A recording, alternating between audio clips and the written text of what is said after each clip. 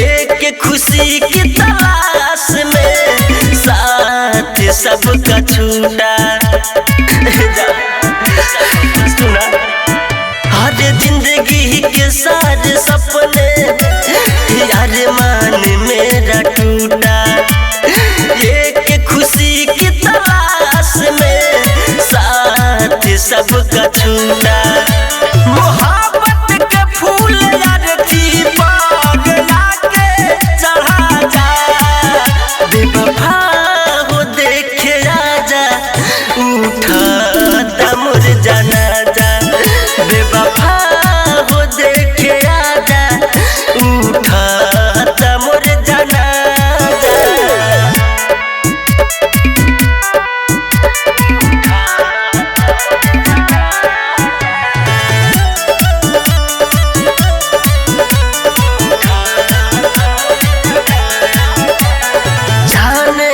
तेरे प्यार में शमशान हुआ घर मेरा।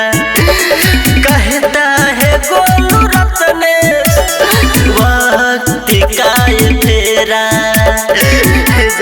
सुना का कहलू हो जाने मन तेरे प्यार में शमशान हुआ घर मेरा।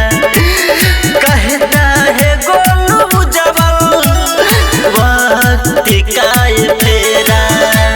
मिला धीरज दीवाना को मौत का सजा।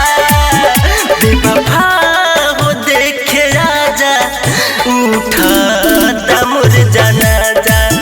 बेवफा हो देखे आजा उठा तमुर जनाजा।